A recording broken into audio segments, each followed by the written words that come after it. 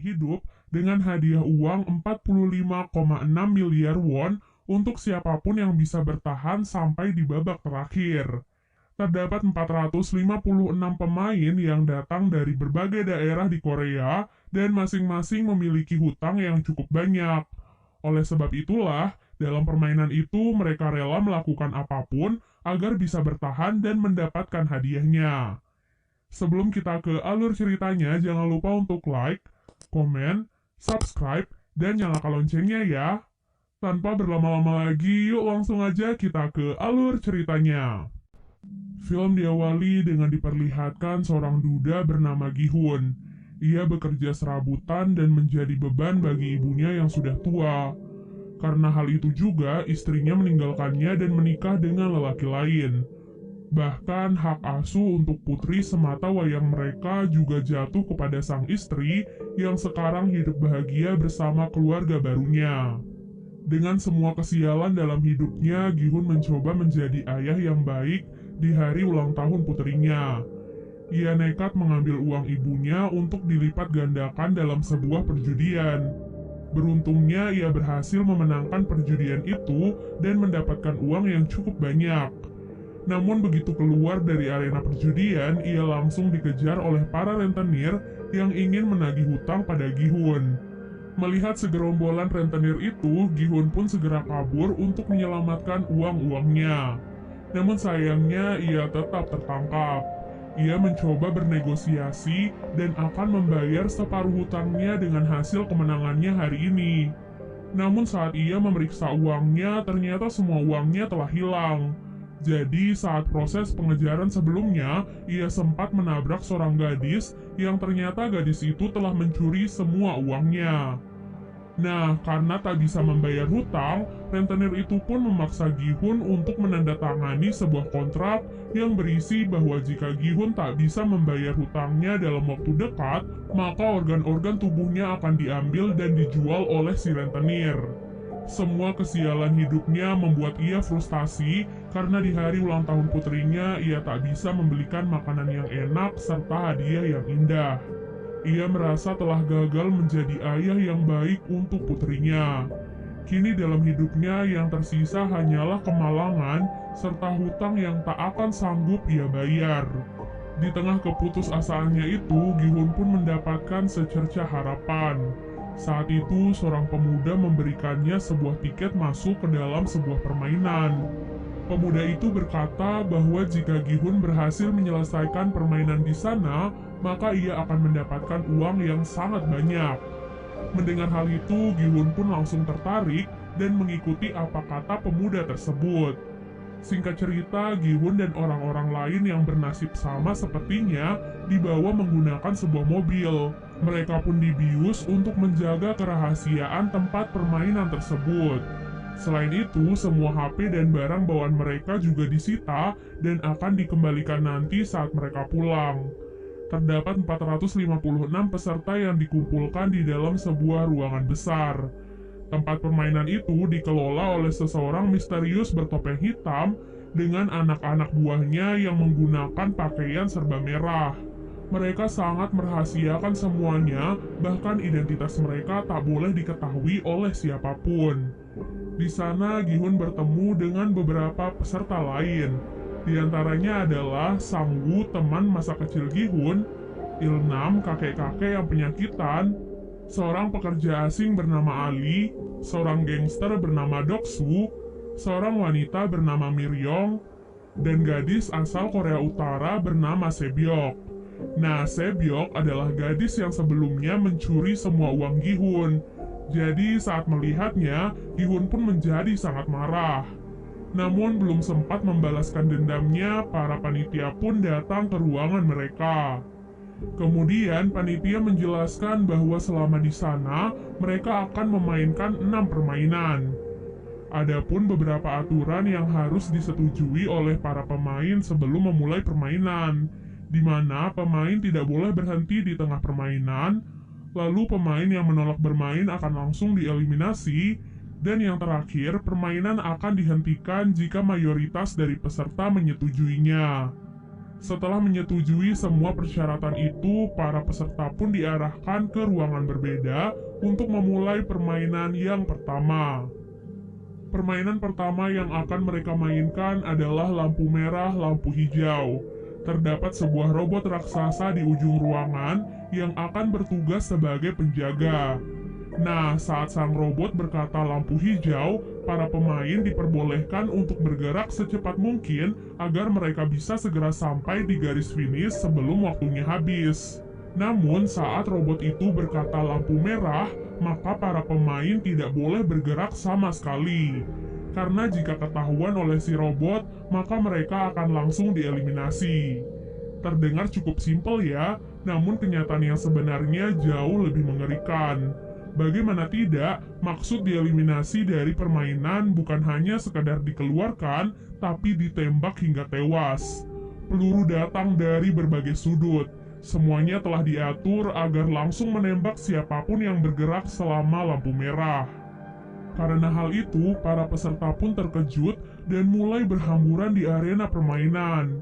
Sayangnya tindakan itu bukannya membantu mereka, melainkan membuat mereka semua mati sia-sia. Gi-hun dan beberapa pemain yang masih tersisa terpaksa harus terus menyelesaikan permainan meskipun mereka harus melihat ratusan mayat yang tergeletak tak terurus di sekitar mereka. Mereka harus tetap berkonsentrasi agar bisa segera sampai di garis finish dengan aman dan tidak kehabisan waktu. Mereka yang sudah melewati garis finish sebelum waktu habis akan dinyatakan lolos dari permainan pertama dan berhak melaju ke permainan selanjutnya. Gi-hun yang sebelumnya tertinggal mencoba untuk berlari sekencang mungkin di detik-detik terakhirnya. Namun sayangnya ia malah terpeleset dan hampir jatuh. Beruntungnya Ali yang berada di belakang Gi-hun berhasil menarik bajunya sehingga ia bisa bertahan dan akhirnya lolos dari permainan pertama. Sedangkan mereka yang masih tersisa karena kehabisan waktu langsung dinyatakan kalah dan ditembaki satu persatu. Setelah menyelesaikan permainan pertama, para peserta pun kembali dikumpulkan di kamar mereka. Dari 456 peserta, kini hanya tersisa 201 peserta saja.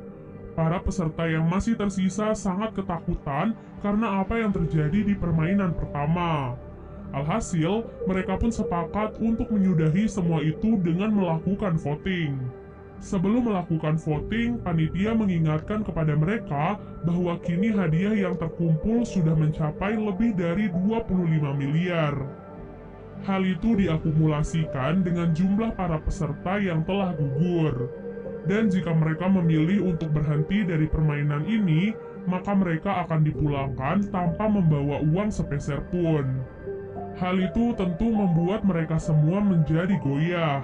Namun pada akhirnya dengan selisih satu suara saja, mereka pun sepakat untuk menyudahi permainan tersebut.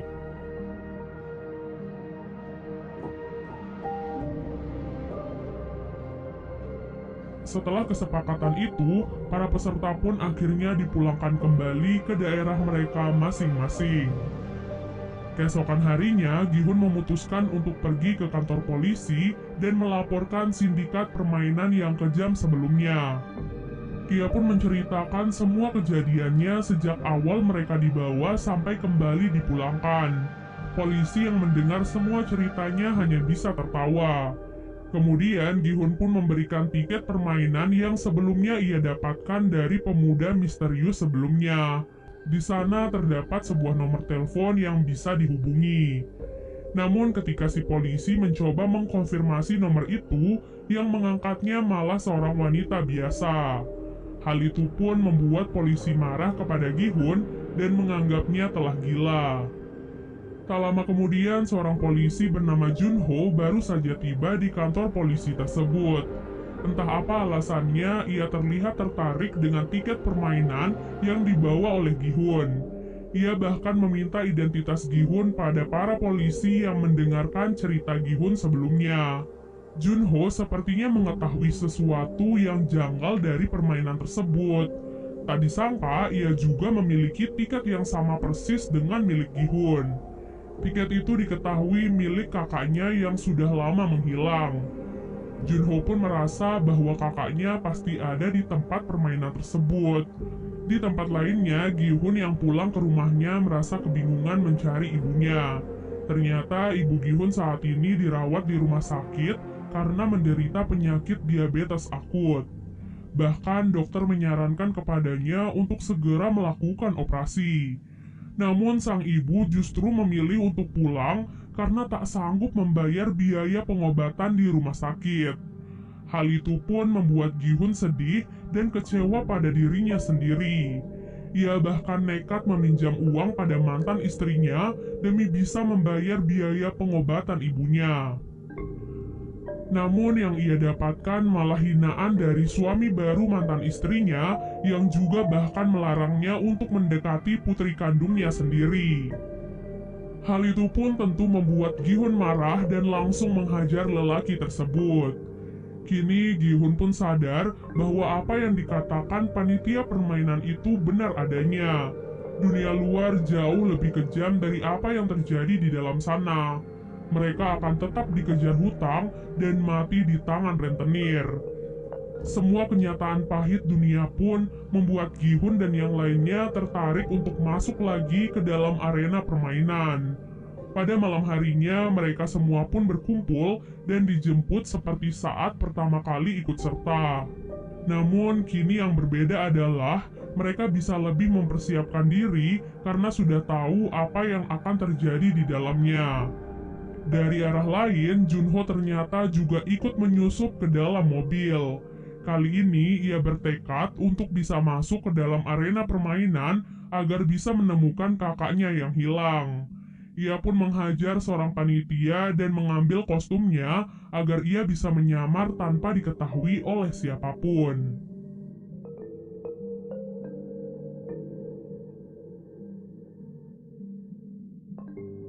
Seperti biasanya, para peserta pun kembali dikumpulkan dalam sebuah ruangan besar.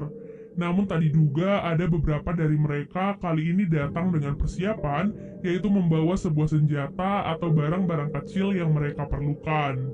Dari 201 peserta awal, kini tersisa 187 orang yang memutuskan untuk ikut serta kembali.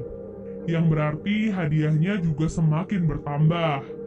Di waktu yang sama, Junho yang kebingungan juga kini harus menyamar menjadi panitia di dalam aula permainan tersebut.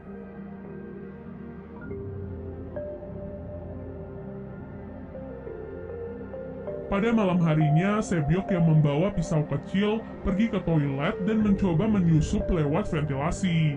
Dengan bantuan Miryong, ia pun berhasil masuk ke dalam ventilasi dan melihat apa yang terjadi di ruangan lainnya.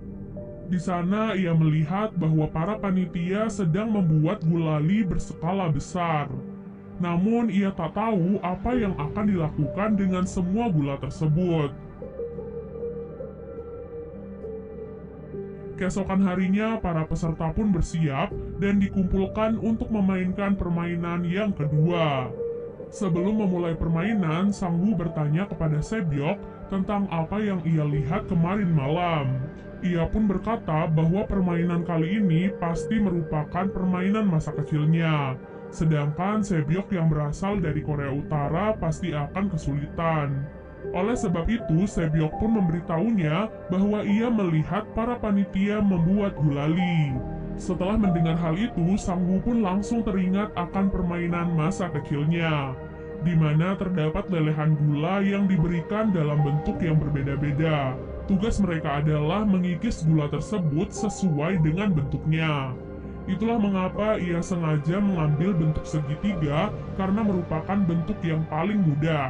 Namun anehnya, Sang Woo tidak memberitahu teman-teman terdekatnya tentang hal itu dan malah membiarkan mereka memilih bentuk-bentuk yang sulit. Seperti contohnya Gi-hun mengambil bentuk payung dan kakek Ilna mengambil bentuk bintang. Peserta memiliki waktu 10 menit untuk menyelesaikan permainan kali ini. Bagi peserta yang gagal membuat bentuk yang sesuai, maka mereka akan langsung dieliminasi atau ditembak. Hal itu pun membuat para peserta yang lain panik dan semakin ketakutan. Mereka semua berusaha sekeras mungkin untuk mendapatkan pola yang diinginkan. Kemudian terlihat Miryong yang memanfaatkan korek apinya untuk memanaskan jarum agar gulali itu bisa lebih mudah untuk dilelehkan. Peserta yang mengambil bentuk mudah satu persatu mulai berhasil menyelesaikan misi dengan aman.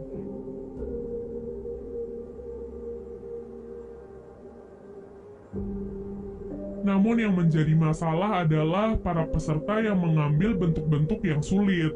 Ditambah mereka juga dikejar oleh waktu yang semakin berkurang.